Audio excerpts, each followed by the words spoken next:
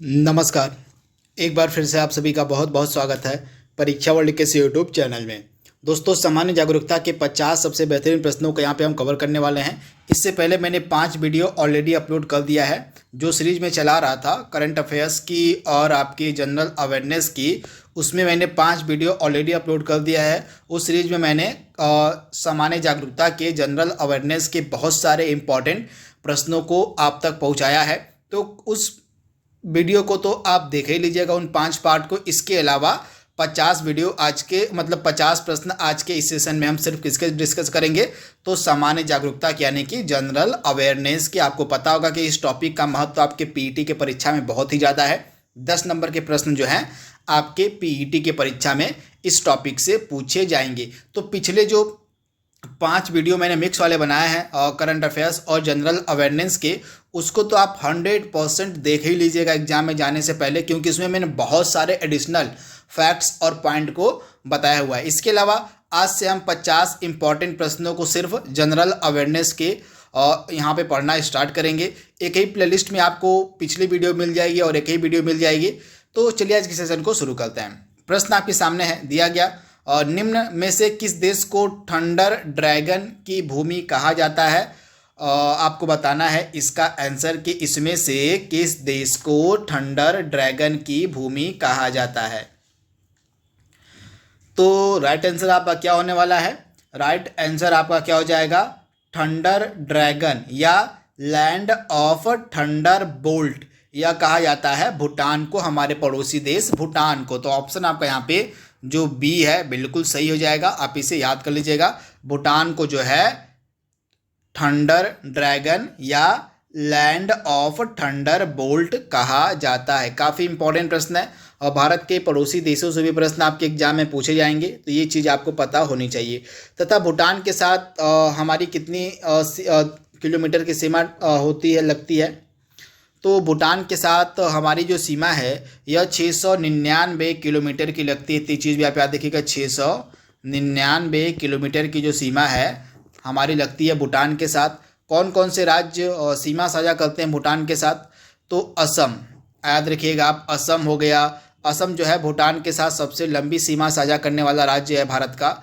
इसके अलावा सिक्किम हो गया, पश्चिम बंगाल हो गया और अरुणाचल प्रदेश हो गया। ये 4 राज्य हैं जो भूटान के साथ सीमा साझा करते हैं। तो एक बार फिर से मैं आपको रिपीट कर दे रहा हूँ, असम भूटान के साथ सबसे लंबी सीमा साझा करता है, फिर सिक्किम हो जाएगा, पश्चिम बंगाल हो जाएगा और अरुणाचल प्रदेश। ये 4 राज्य हैं जिनकी सीमाएं भूटान के साथ लगती हैं, टोटल 699 किलोमीटर की। ये चीज़ आप याद रखिएगा। रियाद जो है किस देश की करेंसी है, मतलब रियाद किस देश की कैपिटल है? यहाँ पे पूछा गया रियाद किस देश की कैपिटल है। फटाक से इसका जवाब देने की आप कोशिश कीजिए। तो राइट आंसर आपका क्या हो जाएगा? रियाद जो है सऊदी अरब की राजधानी है, कैपिटल है। तो ये चीज़ आप याद रखिएगा। इसके अलावा सऊदी अरब की मुद्रा क्या है? तो सऊदी रियाल है। रियाद राजधानी है और रियाद जो है यहाँ की ऑफिशियल करेंसी है। तो ये चीज़ आप याद रखिएगा, आपसे पूछी जा सकती है। इसके अलावा म्यांमार, भारत के पड़ोसी देश म्यांमार की बात करें तो इसकी राजधानी क्या है? तो म्यांमार की राजधानी है नाय पीडाव। आप इस प्रकार से याद रखिएगा, नाय पीडाव। यह जो है आपकी म्यांमार की राजधानी है और क्यात जो है म्यांमार की ऑफिशियल मुद्रा है। तो ये दोनों चीज़ आपको याद रखनी है।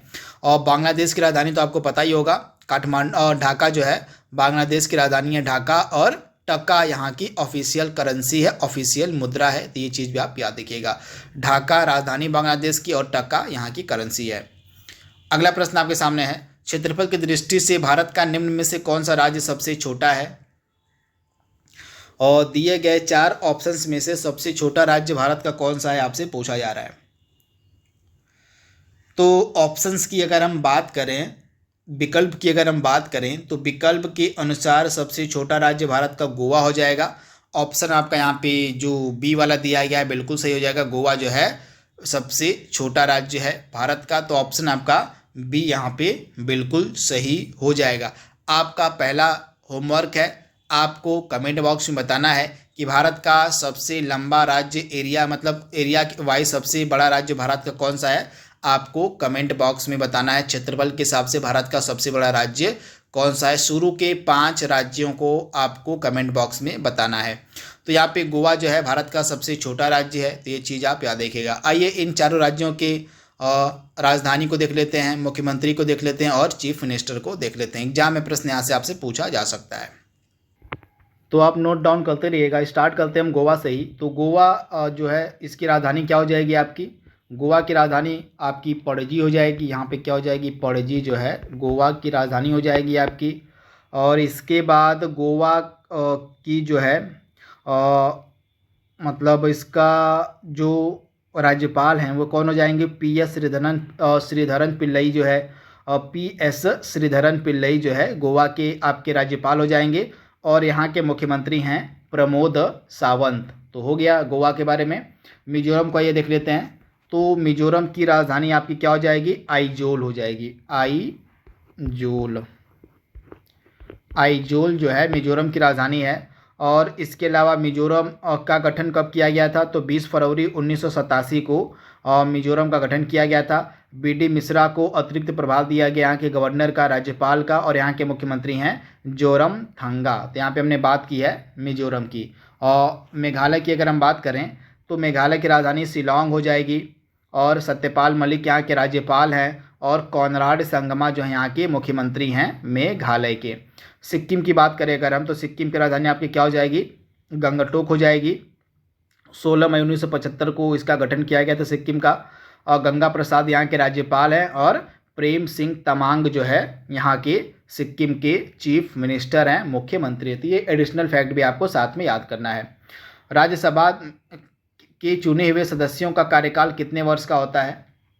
राज्यसभा के चुने हुए सदस्यों का कार्यकाल कितने वर्ष का होता है? तो सदस्यों का कार्यकाल इनके 6 वर्ष का होता है। तो आपको याद रखना है 6 वर्ष का। राज्यसभा जो है यह एक अस्थाई सदन होता है। प्यार देखिएगा, यह एक अस्थाई सदन होता है राज्यसभा। तो ये आपको पता होना चाहिए। इसको कभी भी भंग नहीं किया जा सकता है। और इसके सदस्यों का कार्यकाल 6 वर्ष का होता है तथा इसके जो 1/3 सदस्य हैं प्रत्येक 2 वर्ष बाद सेवानिवृत्त होते हैं। और प्रश्न अगला आपके सामने है, विश्व में संयुक्त राष्ट्र दिवस कब मनाया जाता है? यूनाइटेड नेशंस डे विश्व में संयुक्त राष्ट्र दिवस कब मनाया जाता है? और दिवस और उनके थीम भी आपसे एग्जाम पूछे जाएंगे। तो 24 अक्टूबर का जो दिन है यह संयुक्त राष्ट्र दिवस के रूप में सेलिब्रेट किया जाता है, क्योंकि 24 अक्टूबर 1945 को यूनाइटेड नेशंस की स्थापना की गई थी।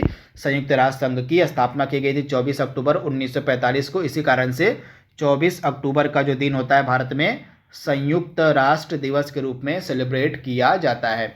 अंतर्राष्ट्रीय न्यायालय का मुख्यालय यहाँ पे कहाँ पर है पूछा जा रहा है आपसे। तो द हेग में, आप याद देखिएगा, नीदरलैंड के द हेग में आपको मिलेगा अंतर्राष्ट्रीय न्यायालय का मुख्यालय, यानी कि ऑप्शन आपका बी यहाँ पे बिल्कुल सही है, नीदरलैंड के द हेग में। ये चीज़ आप याद रखिएगा। इसके बाद अगला प्रश्न आपके सामने दिया गया है, विश्व प्रसिद्ध खजुराहो मूर्ति कलाएँ कहाँ पर स्थित हैं? खजुराहो के जो मंदिर है, खजुराहो की जो मूर्ति कलाएँ हैं आपको किस राज्य में मिलेंगी? और भारत के जो पर्यटन स्थल हैं उनको भी आपको अच्छे से पढ़ के जाना है, क्योंकि भारत के पर्यटन स्थलों से भी प्रश्न आपके एग्जाम में पूछे जाएंगे। तो यह जो खजुराहो के फेमस मंदिर हैं ये आपको मिलेंगे MP में, यानी कि मध्य प्रदेश में। तो ऑप्शन आपका जो यहाँ पे बी है बिल्कुल सही हो जाएगा, मध्य प्रदेश में। ऑप्शन आपका बी यहाँ पे बिल्कुल सही हो जाएगा। प्रसिद्ध नबकालेबारा उत्सव किस राज्य में मनाया जाता है?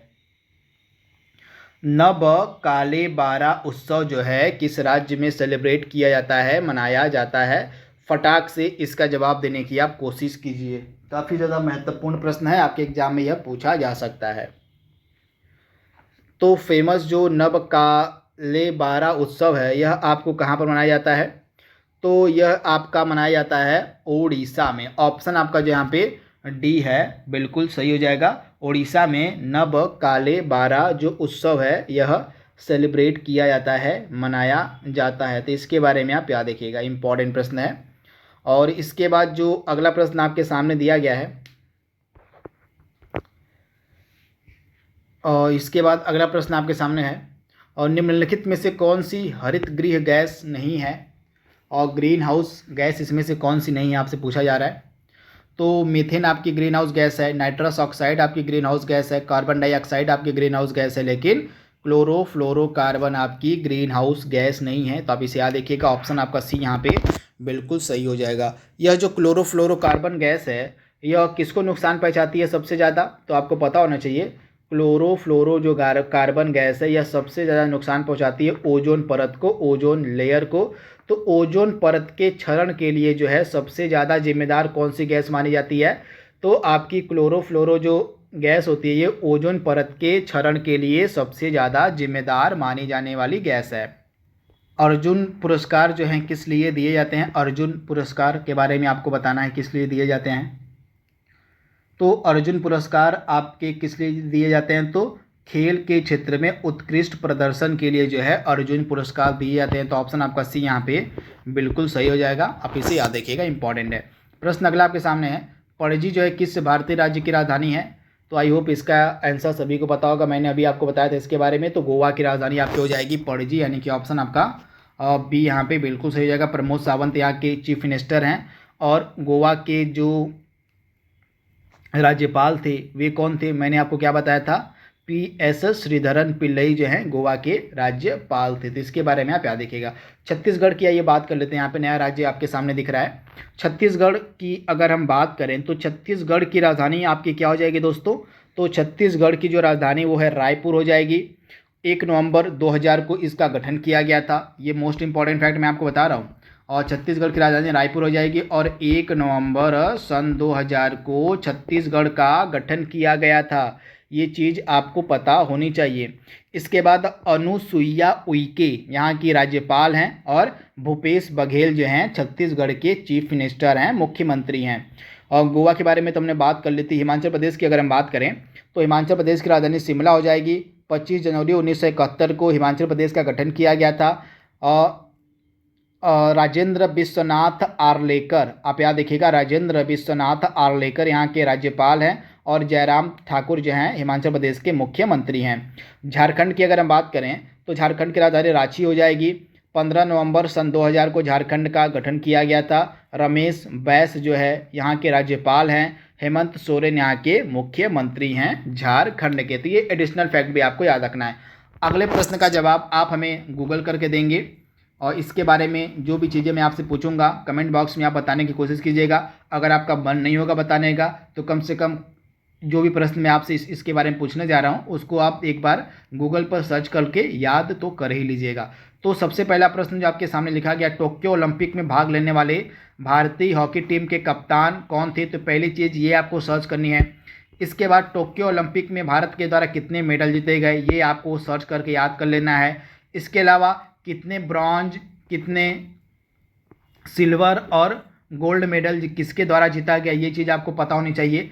इसके अलावा भारतीय ध्वजवाहक कौन था और ओपनिंग सेरेमनी में और क्लोजिंग सेरेमनी में ये चीज़ें आपको पता होनी चाहिए। तो इसको कम से कम आप गूगल करके याद कर लीजिएगा। प्रश्न का जवाब देने का मन होगा तो जवाब दे दीजिएगा कमेंट बॉक्स में, अगर नहीं मन होगा तो बस आप अपने तक ही रखिएगा, याद तो कर ही लीजिएगा प्रश्न को सर्च करके इसका आंसर, जो भी चीज़ें मैंने अभी आपसे पूछी हैं। अगला प्रश्न आपके सामने दिया गया है, और राज्यसभा का सदस्य बनने के लिए आवश्यक न्यूनतम आयु सीमा क्या रखी गई है। राज्यसभा का सदस्य बनने के लिए जो आवश्यक न्यूनतम आयु सीमा है वह कितनी होनी चाहिए। बहुत ही ज़्यादा महत्वपूर्ण प्रश्न है।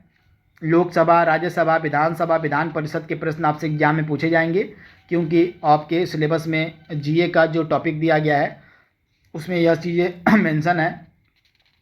तो राज्यसभा का सदस्य बनने के लिए जो न्यूनतम आयु सीमा है वह क्या है, तो 30 वर्ष है। आप याद रखिएगा, राज्यसभा का मेंबर बनने के लिए जो न्यूनतम आयु सीमा है वह कितनी रखी गई है, तो 30 वर्ष की रखी गई है। तो ये चीज़ आपको पता होनी चाहिए।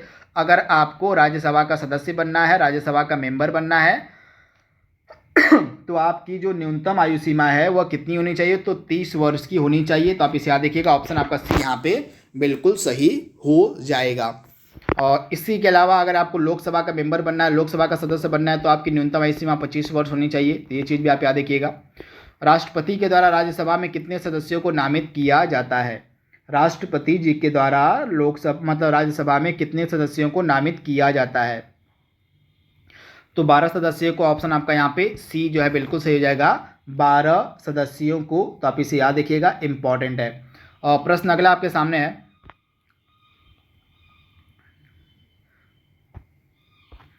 प्राचीन पुरुषों द्वारा चौक से बनाए गए चित्र अथवा गहरे लाल रंग के चित्र उत्तर प्रदेश के किस जिले में अत्यधिक मात्रा में पाए जाते हैं?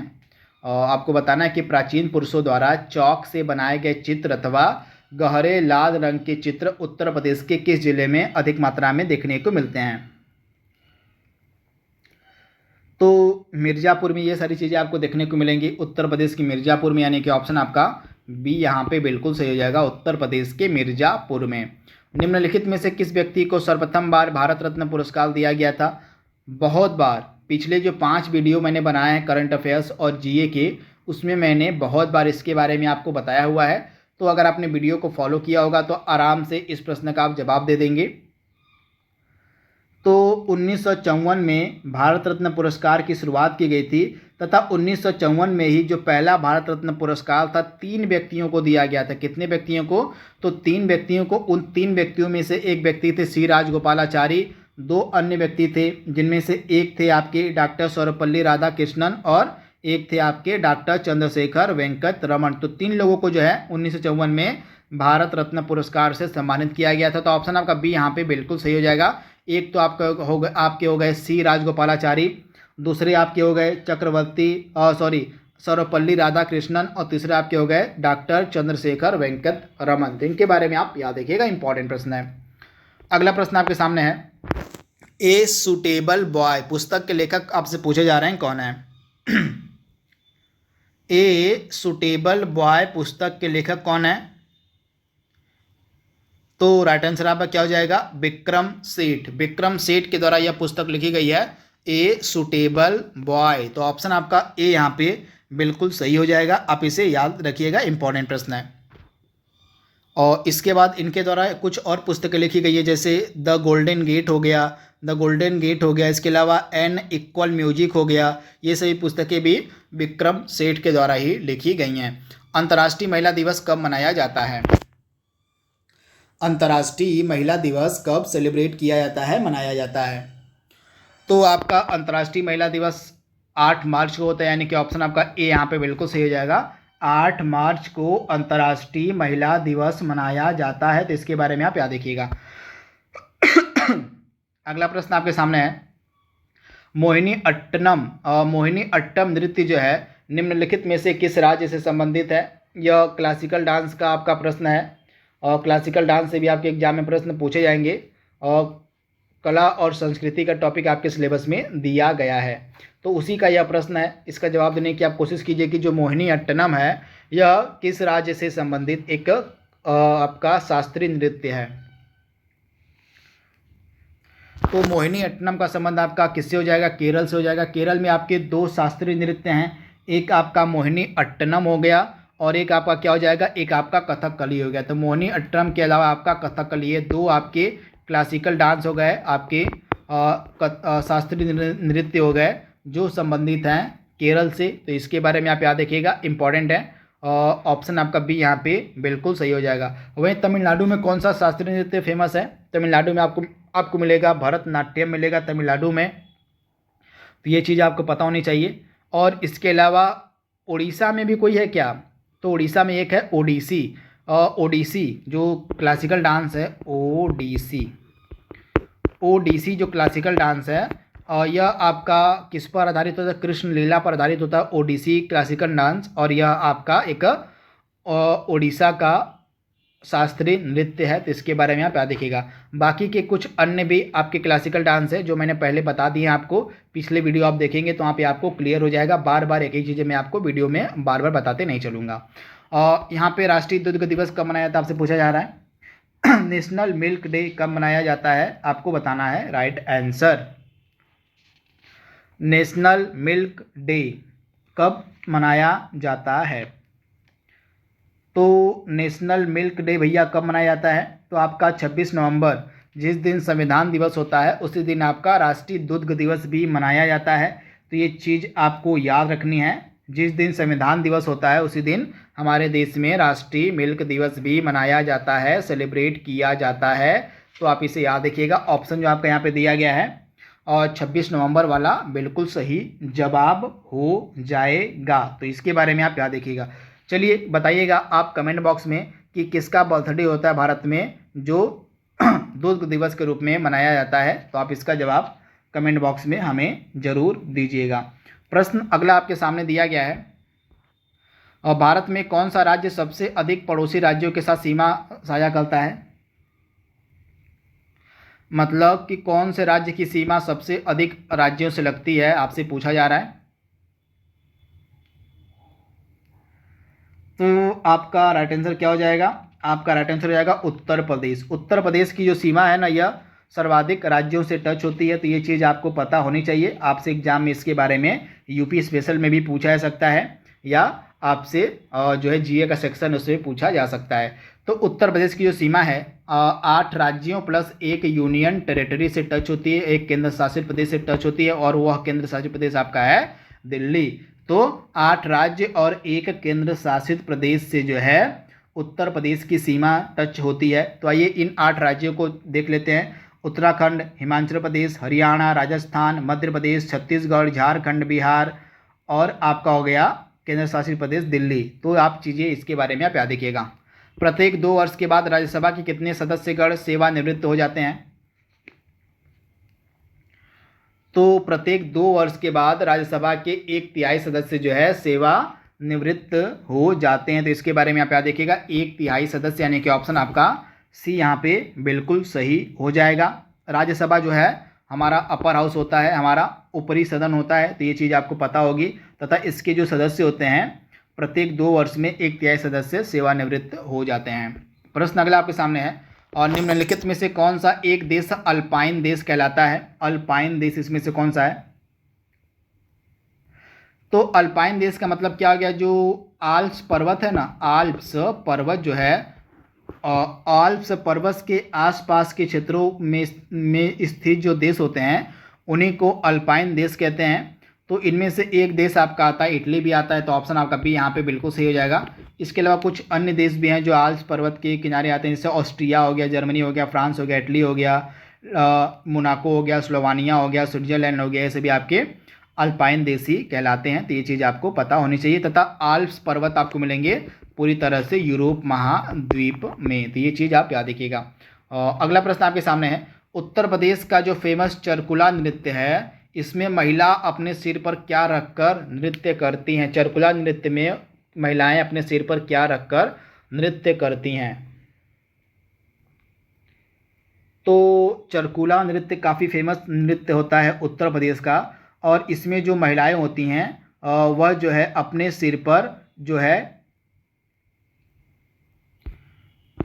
तो तेल के दिए आपका राइट आंसर हो जाएगा। ऑप्शन आपका सी यहाँ पे बिल्कुल सही हो जाएगा। उत्तर प्रदेश के चरकुला नृत्य में महिलाएं जो हैं अपने सिर पर तेल के दिए रखकर, तेल के दीपक रखकर नृत्य करती हैं। तो ऑप्शन आपका सी यहाँ पे बिल्कुल सही हो जाएगा। प्रश्न अगला आपके सामने दिया गया है, दादा साहेब फाल्के पुरस्कार किस क्षेत्र में दिया जाता है?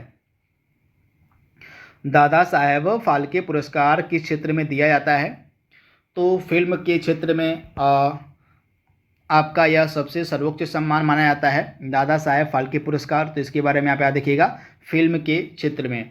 चलिए कमेंट बॉक्स में आप बताइएगा हमें कि हाल ही में दादा साहेब फाल्के पुरस्कार 2020 किसे दिया गया है। एकदम लेटेस्ट, एक हफ्ते पहले की न्यूज़ है।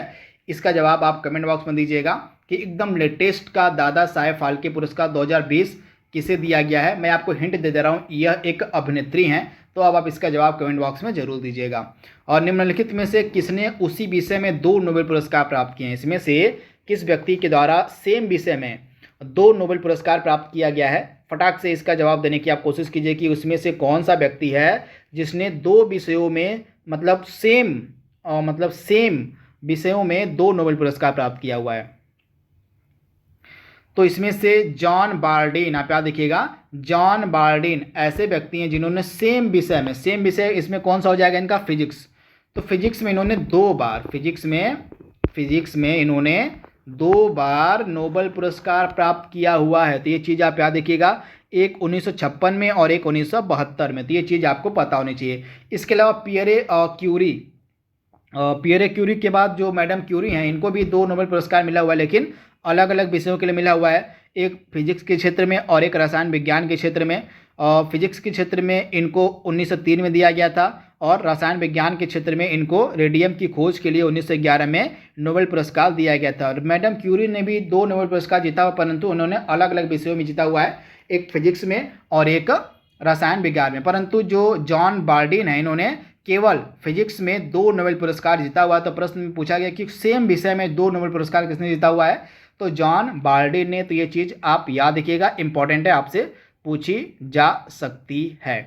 प्रश्न अगला आपके सामने दिया गया है, और राष्ट्रीय मतदाता दिवस आपका कब सेलिब्रेट किया जाता है, मनाया जाता है? राष्ट्रीय मतदाता दिवस, डे एंड थीम आपके एग्जाम में पूछी जाएंगी, आपको पता होना चाहिए कि कौन से दिवस भारत में सेलिब्रेट किए जाते हैं, इंपॉर्टेंट।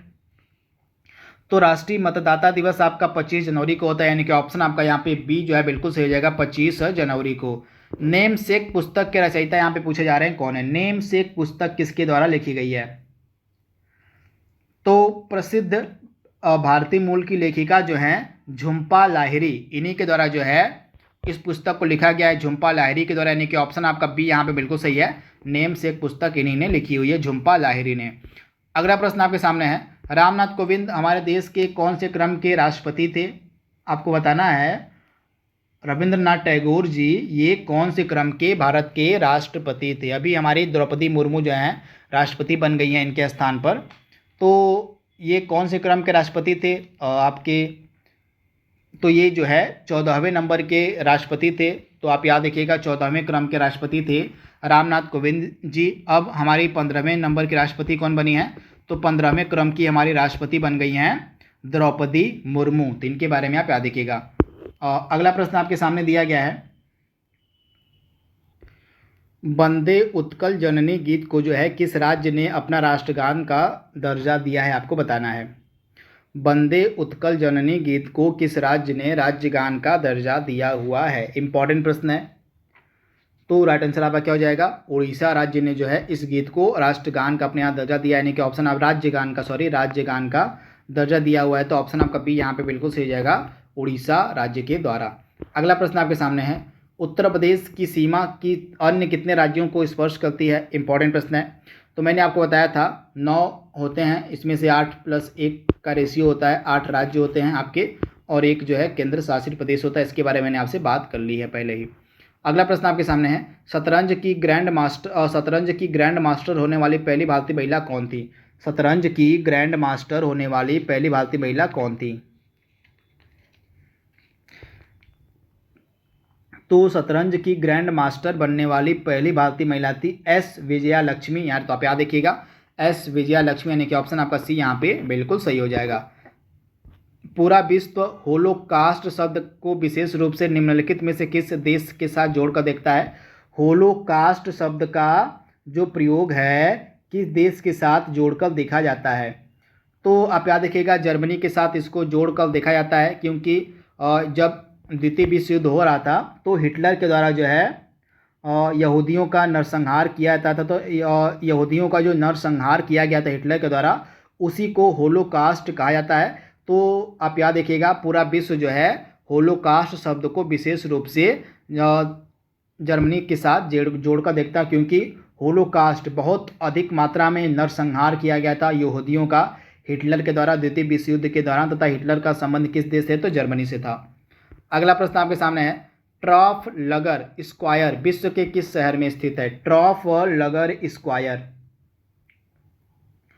तो यह एक चौक है जो आपको सेंट्रल लंदन में मिलेगा। तो लंदन आपका राइट आंसर जाएगा, ऑप्शन आपका बी यहाँ पे बिल्कुल सही है।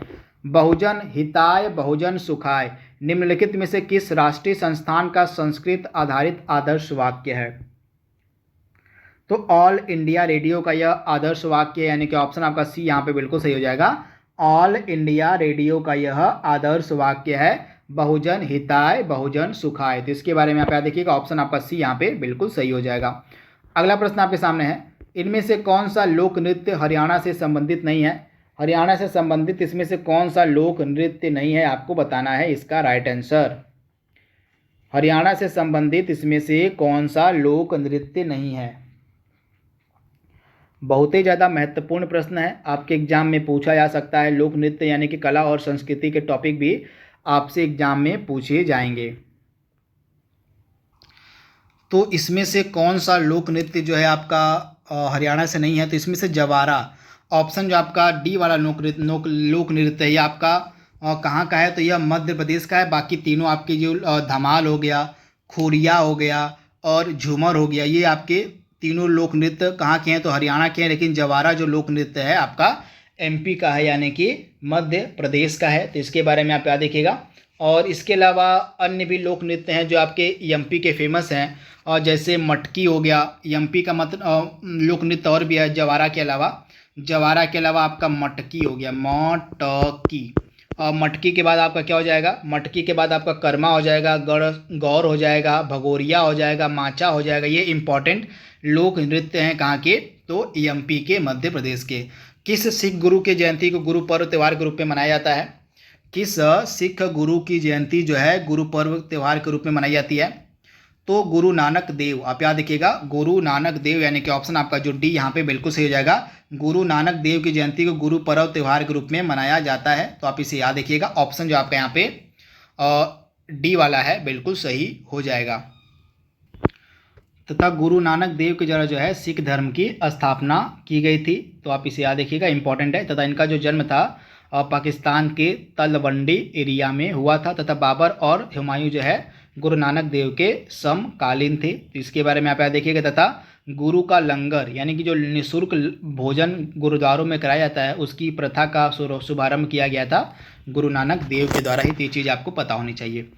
किस शहर को अभी तक राष्ट्रीय राजधानी क्षेत्र में सम्मिलित नहीं किया गया है? राष्ट्रीय राजधानी क्षेत्र में किस शहर को सम्मिलित नहीं किया गया है? राइट आंसर आपका क्या होने वाला है?